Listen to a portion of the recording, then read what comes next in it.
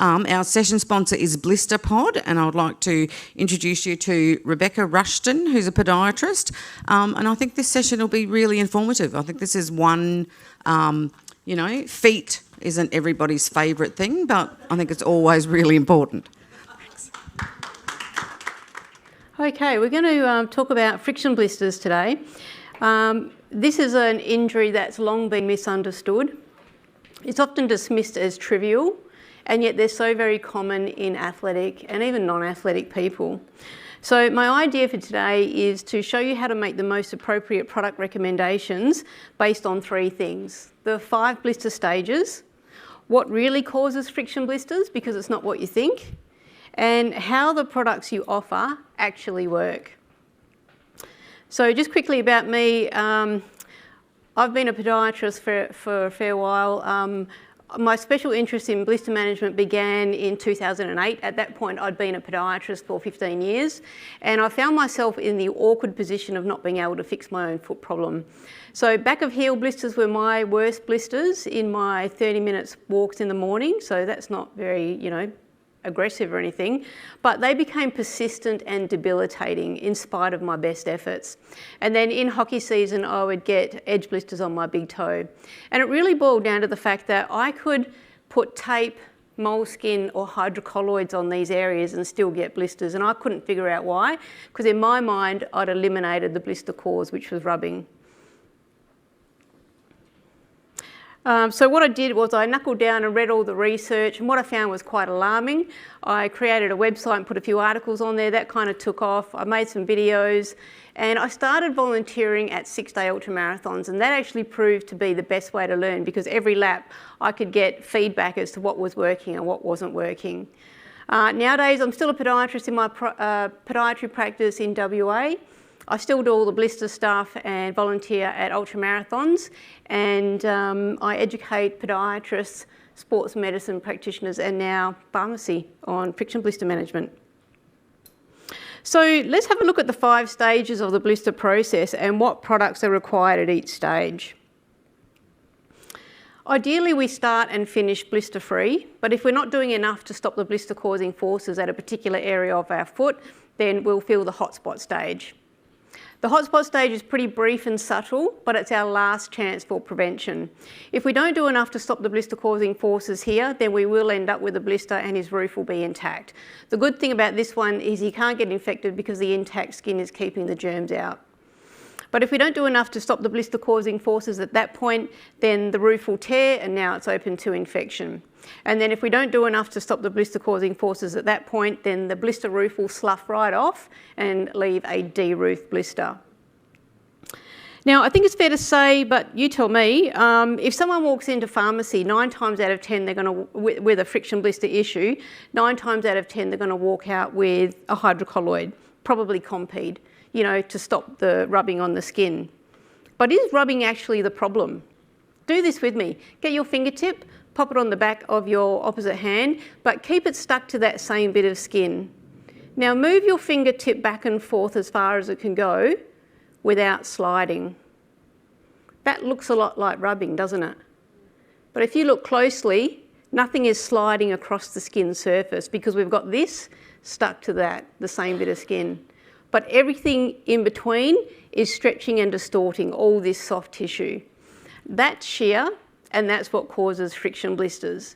Now the problem is when we think it's all about rubbing, we think let's stick something to the skin and stop the rubbing, and you will eliminate the rubbing. But what you probably don't realise is shear is still happening underneath that hydrocolloid.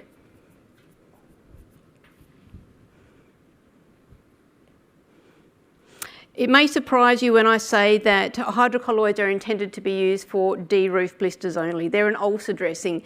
They're intended for ulcers that are shallow, that are mild to moderately exudative, and the hydrocolloid needs full contact with the wound base to work its healing magic. So this slide basically shows us the performance of hydrocolloids over the 5 stages. So as we've said, hydrocolloids are somewhat effective at prevention, and I didn't say this, but basically when we spread shear out over a larger area, we're reducing peak shear at the bony prominence. So when you stick something adhesive, be it a hydrocolloid, a tape or a moleskin, you're spreading it out over a larger area and you're reducing peak shear at that bony prominence. So that explains why hydrocolloids work for some people on some occasions. But it also tells you the reason why it doesn't work for everyone on every occasion, like myself, because we haven't stopped it, we've just spread it out. So hydrocolloids are somewhat effective for prevention for those first 2 stages. The problem is when they're not effective, then we end up with a blister underneath the hydrocolloid, and we should never be putting hydrocolloids on stage 3 or 4, which is the torn and the deroof the intact and the torn blisters, because it almost always makes it worse. When they take that hydrocolloid off, it's going to rip the whole blister roof off. I've seen this a lot in races. I hear about it a lot. I've been to races where the race medic wants to ban hydrocolloids from the blister kits of the participants. And it's the reason why there's a subset of the population that hates hydrocolloids, which is really unfortunate because the problem is we're just using it on the wrong blister stage. So with this in mind, I feel there's a real need for hydrocolloid products to be improved, basically to set people up for success rather than failure with them. So what would the perfect hydrocolloid look like? In my opinion, it would be, they'd all be individually wrapped and sterile for the reasons I mentioned, because when we're putting them on a deroof blister, that's an open wound. So it needs to be sterile, and not all brands are. It would have helpful instructions for use, spelling out which blisters to use this on and which blisters not to use this on.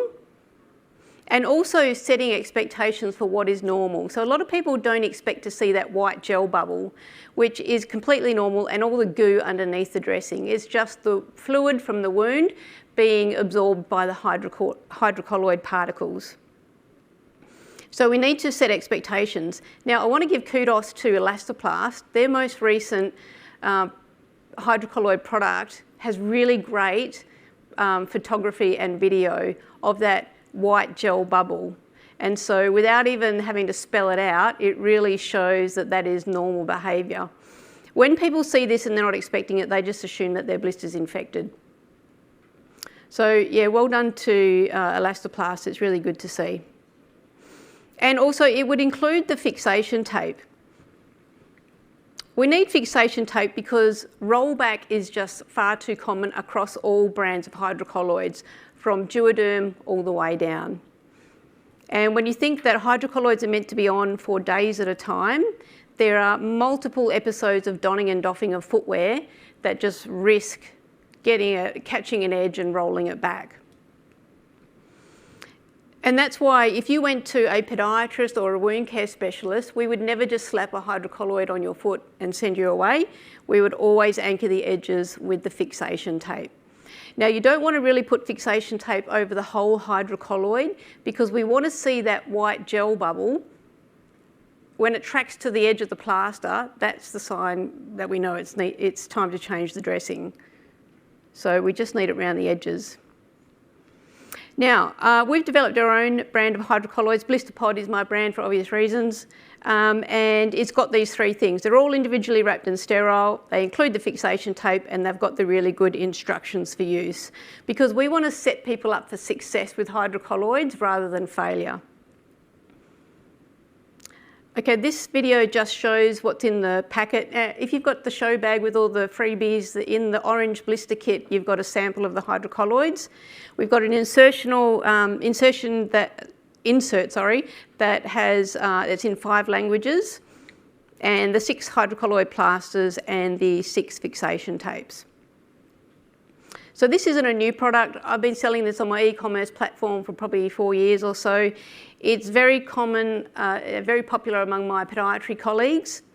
And we sell this through a few podiatry suppliers and also sports medicine suppliers. And it's very popular among the people that have fallen foul of the mistakes that a lot of people make with hydrocolloids. Now, this is probably the most helpful slide that I can give you today. This shows what products are required over the whole 5 stages of the blister process. So it's hydrocolloids for de-roof blisters, antiseptic we need for the 2 open blisters, an island dressing is appropriate for intact, torn and de-roofed blisters, although the hydrocolloid is preferable on the de-roofed. And as you can see here, prevention is required across all 5 stages. The reason for that is, obviously we need it for the first 2 stages because they're all about prevention. But we need it for the last 3 stages too, because remember, we've got the hydrocolloid on there, the shear is still happening underneath. And that's why blisters continue to hurt and can continue to get worse in spite of the dressing. We're going to dig into prevention in a moment because I think there's a big opportunity for pharmacy. So we'll really get into the nitty-gritty. But what I want to do is quickly touch on where friction fits into the friction blister story, because this is problematic. Essentially, the issue is friction is a word that has 2, not just different meanings, but opposite meanings. It means both rubbing and the resistance to rubbing. The problem is when we use the wrong definition, it leads to several misconceptions. It makes people think that blisters are a superficial to deep wear injury. That actually describes an abrasion. A blister is a tear under the skin surface. They're 2 completely different injuries. It makes people think that blisters are a thermal burn, in that things rub so much and get so hot that we get a burn blister, but research shows it just doesn't get that hot in the shoe even when we're exercising, and we can get blisters in icy cold conditions. It makes people think that calluses are a good prevention. Now, if we were talking about abrasions, that would hold true because you just have to wear through more corneum until you got down to the raw skin, but calluses are far from protective of blisters.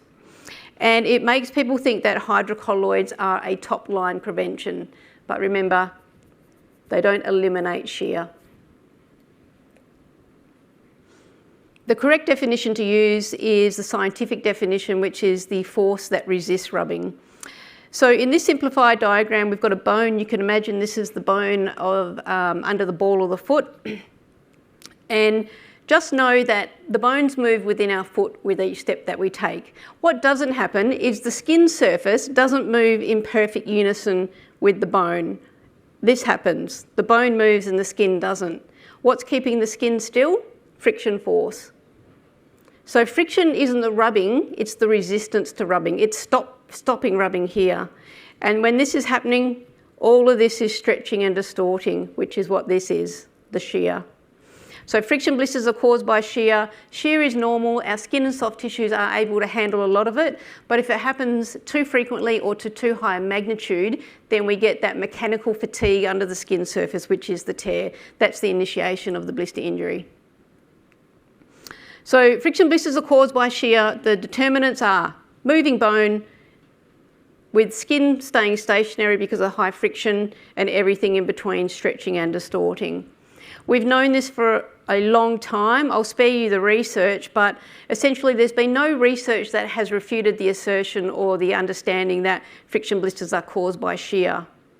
And yet, these rubbing misconceptions persist. It's really quite an awkward situation. But it probably starts to explain why you keep thinking about the rubbing. Okay, let's dig into prevention and see where pharmacy fits in. Every blister I ever see, I have this chart in the back of my mind. I'm looking for all the opportunities for prevention and figuring out which one's going to work best on this part of the foot. This is where pharmacy fits in. So pharmacy sells products that are trying to make that less big, yeah?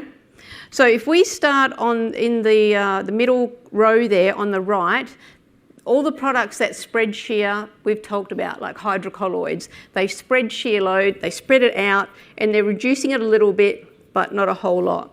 So that includes hydrocolloids, tapes, dressings, and moleskin. Everyone has an overinflated estimation as to how effective these are. So my advice is lower your expectations about how effective these products are with blister prevention. The next one is materials that absorb shear. So gel toe protectors, which you probably all sell in your pharmacy, they do this brilliantly. I could not live without them at Ultramarathon. The gel undergoes shear. It's got give in it. So if there's a lot of shear happening here, there's less shear happening here in the skin.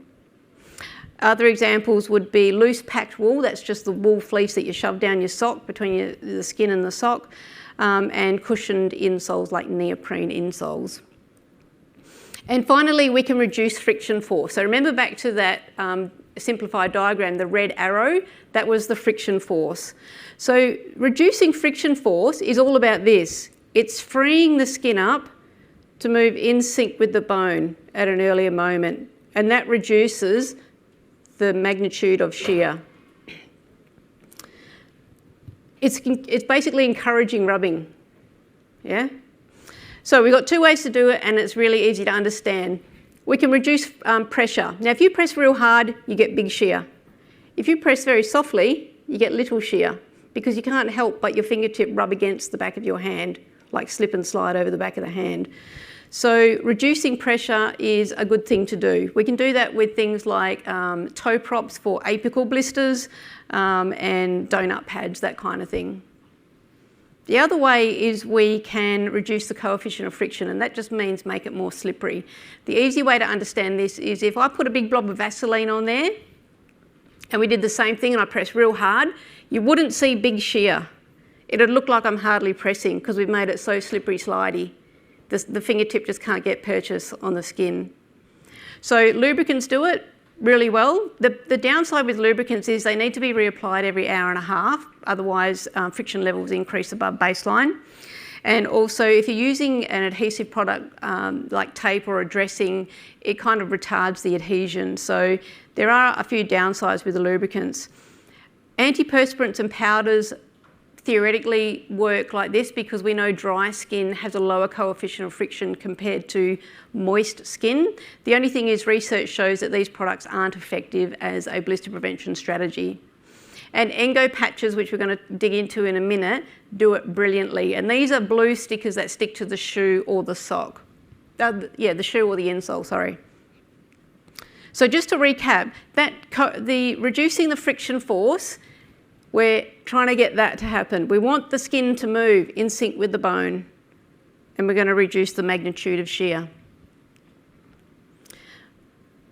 Coefficient of friction, just if I finish off on this because it's really significant, just think of this graph as indicating how big shear is. So you can see the peak, it occurs in a state of static friction.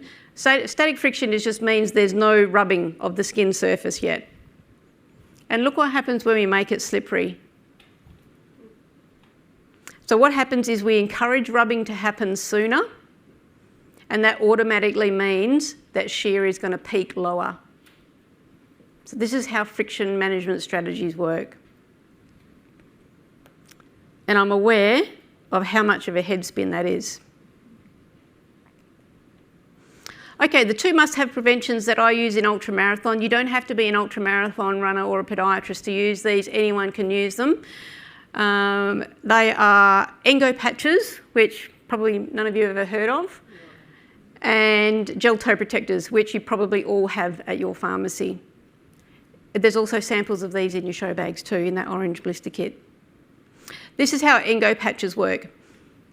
So this shows coefficient of friction in varying degrees of moisture. So we're talking about how wet the sock is on the x-axis. So 0% is dry, 100% is saturated, and in between we've got different levels of moisture. The blue line there that says PTFE, that's the ENGO patches. ENGO patches are a PTFE film with an adhesive backing. And PTFE is also known, or better known as Teflon, because it's the same material. So PTFE is known to be the lowest coefficient of friction management material going around. The impressive thing about this is not only is PTFE or the ENGO patches much lower in coefficient of friction and therefore shear compared to all the others, but it remains constantly low from bone dry through all the levels of moisture up to saturated. And that is no mean feat. They go on all types of shoes. There are 4 retail packs. We've got back of heel patches. The rectangle pack is good for the flat areas of the insole, and the ovals are just a multi-purpose. You can kind of put them anywhere. The upsides to ENGO blister patches, because I'm all about there is no single prevention or product that is good for everything. Everything has its pros and cons. So for ENGO patches, the upsides are they minimise friction levels big time across all levels of moisture. They don't affect shoe fit because they're so very thin. So they're 0.38 of a millimetre thick. So there's no adverse effect on how the shoe fits. And yet they're so very durable. They'll last weeks, if not months, more usually months, or 500 Ks we say for athletes. You can trim them with scissors. They're applicable to most blister sites. One spot where you can't use them is between the toes, because there's just no part of the shoe that you can stick them to. And they're a good example of targeted friction management. Targeted friction management is important. What you don't want to do is, like, people put Vaseline and lubricants over their whole foot, at least in sort of hiking and athletic situations, and that just makes your foot too slippery slidey. Friction's not bad, it provides traction or grip in your shoe, and your foot kind of needs that. So where we need to reduce friction, we just do it at that anatomical location, and that's why the patches work so well. The downsides are the shoe needs to be dry to put it on, so if the shoe's wet it won't stick. Also, it needs to be clean. If there are powders or lubricants on the surface, then it's not going to stick very well and it'll come off too quick. Waterlogging is no good, so river crossings, putting your shoes in the washing machine, don't be surprised if the patches come off. And just like with heel grips, you have to be a little bit careful when you shove your heel into the shoe that you don't catch the top of it and drag it down. That's for the back of heel patches. So they're the ovals. They're good for basically anywhere. Really good for the top of the toes with clawed toes to give the skin some protection, and the rectangle patches for the flat areas of the insole. ENGO's not a new product. I've been using it for over a decade. It's an American product, and I represent them here in Australia and New Zealand. Yeah, there's just so many upsides to the ENGO patches, particularly in an athletic situation. But even in my situation where it was just my morning walks, just having to tape every day, it gets a drag. If you've got to do that every day, it's just a pain in the neck. And plus it wasn't even working. Whereas I put these ENGO patches in my shoes at the back of the heel, and they're in all my shoes, and I just don't even have to worry about it anymore. All right, gel toe protectors. So they come in sleeves and caps. You use the caps when you need protection on the tip of the toe. The upsides are they absorb shear incredibly well, unbelievably so, and they also cushion. And they're almost always comfortable because they're kind of soft and squishy. That's not to say everyone likes them. Some people just can't handle the feeling of things between their toes, so they're not going to go too well with these. The downsides are significant. You need to not put these on injured skin. So if the skin is weeping or bleeding, because the gel is occlusive, it won't be able to handle those fluids and it will just macerate the skin. But it's an easy fix. You just put your island dressing or your hydrocolloid on first and then put this over top. And also they're quite bulky, so you generally can't fit more than 1 or 2 per shoe because, you know, the toe box is a pretty confined area of the shoe. Our brand comes in 4 sizes. I've just found over the years that that's necessary to fit everyone. If you think about how much variability is in foot shape or foot size, just think about toes. They're even more so. So we've got the gel toe sleeves and the caps. Our gel is also a little bit thicker than most and a little bit more resilient, and we need that resilience and thickness in 3 situations. The big toe, big forces, we need big shear absorption. Fixed flexion deformities like hammer toes, we really need a good resilient gel for that. And also pinch blisters. You know those toes that are kind of a little bit curly and they tuck under the next one and you get that ridge of callus? That frequently blisters if your activity level increases all of a sudden. And I want to show you this little video. A link to this is on the back of our packaging. Again, we're trying to set people up for success with the gels. So as podiatrists, we use gel toe protectors our whole career. So I've been dealing with this product basically for 32 years. And the mistake that most people make is they get a length of gel toe protector and they want to get as many devices out of it as possible, so they cut it up too small.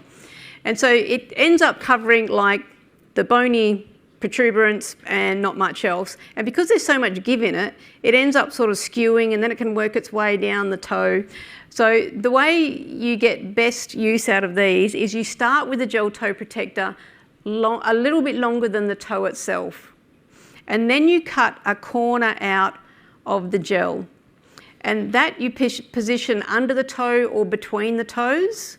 And that allows you to pull the gel toe protector down further onto the toe without it bunching up between the toes. And that's how you give the toe the protection it deserves, basically, and not letting it work its way off.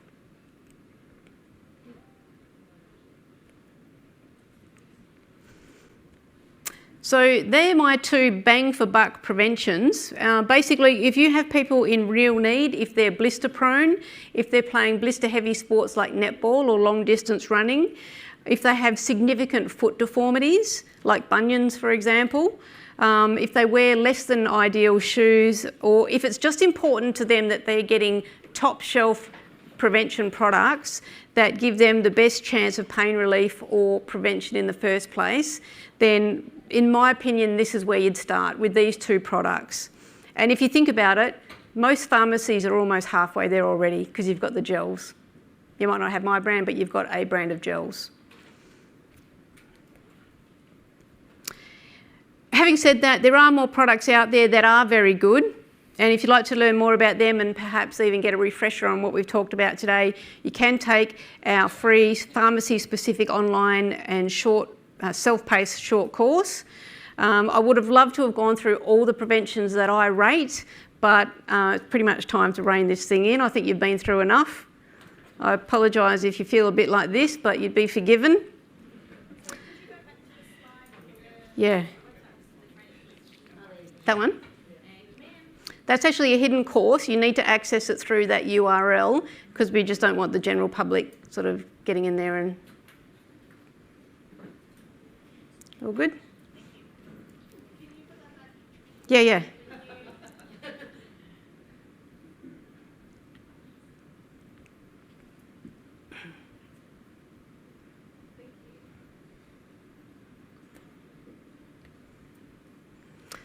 So yeah, the last 30 minutes has been a lot, but basically, this is the most helpful slides. If you want to take a photo of anything, I'd probably take a photo of this one. At the end of the day, all you need to remember is this one slide. Have a think about your blister range and see if there are any gaps or any room for improvement now that you have a different perspective on friction blisters and how to fix them.